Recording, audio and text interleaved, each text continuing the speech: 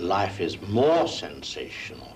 I would say that how does one describe drama? Drama is life with the dull bits cut out.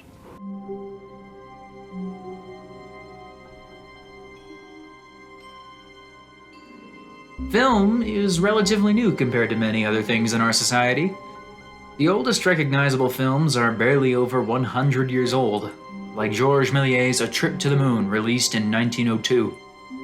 As of 2022, that's 120 years old now. But radio, books, and plays, the theater, those have been around for even longer. They reigned supreme until movies came along, dominating the entertainment medium. And now people flock to them and spend millions of dollars to see the latest flick release. Why has film taken over? What about it has won people over from things like radio dramas and the theater? There are many pieces that make up film's unique essence, and when it comes to telling a story, film has the ability to display the power of fiction and drama like nothing else can. These pieces are different than the thematic elements that we discussed in the last video. While thematic elements help play into the overarching message of the film, these elements of refinement help play into the fictional and dramatic portions of your story, making it overall more enthralling and overall entertaining. A good story is unified in the plot, it's credible, it's interesting, it's both simple and complex, and it handles emotional material with restraint and maturity. Now, what the heck does that mean overall? Rather than making you grab a thesaurus and try and figure out what the heck I just said, if that was even English, let's look at a classic to demonstrate for an example. Ratatouille. In the very first scene of the movie, we see a rat jumping out of a window with a book. Normally, this isn't something you see unless you live in Chicago.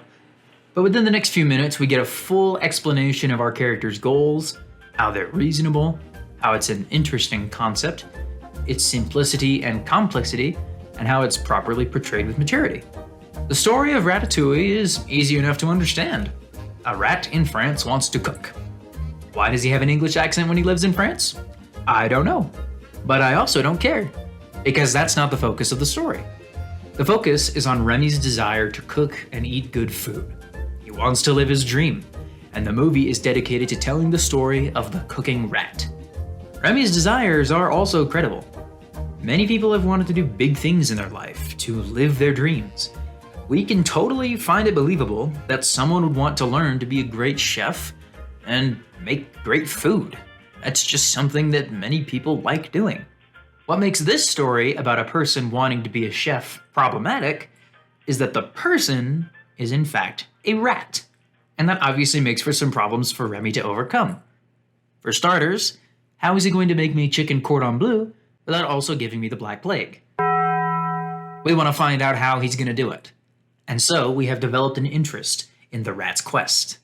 This problem also adds the needed simplicity and complexity that the story craves. Remy doesn't want to cook food because his whole family was murdered by an evil food critic who can only be defeated by the power of pure French cuisine. He just wants to be a chef. That's simple. But he also can't be a chef. Why? Because he's a rat.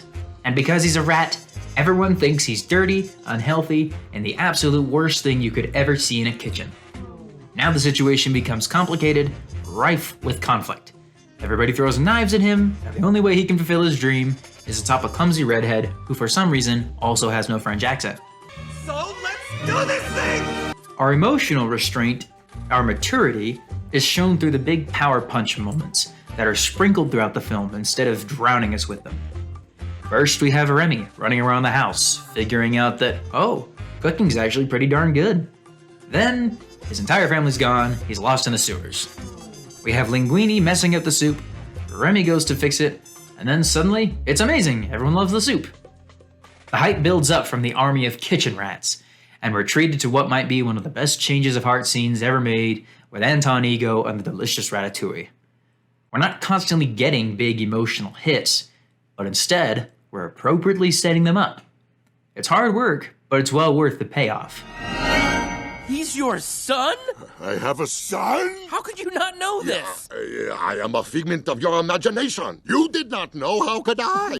There are a lot more dramatic elements that can be used to enhance a film, including the dramatic structure, the conflict, the characterization, the allegories, symbolism, irony, and more. It's far too much to discuss in just one video.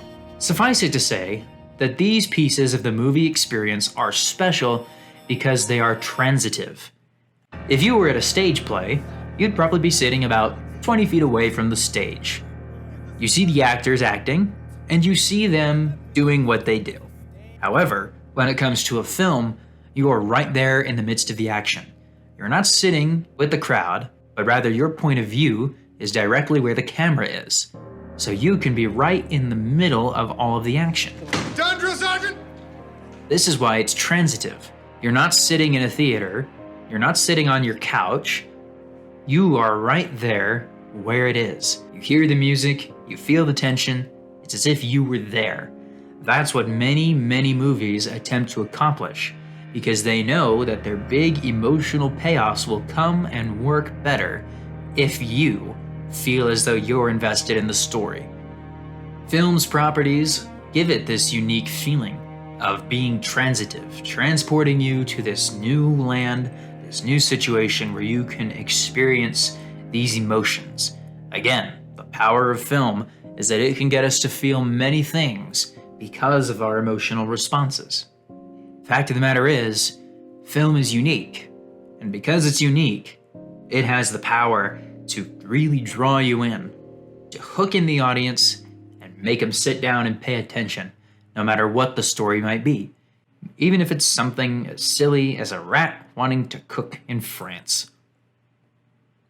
So the next time you watch a movie, keep an eye out for what makes the story interesting and what draws you in to the story itself.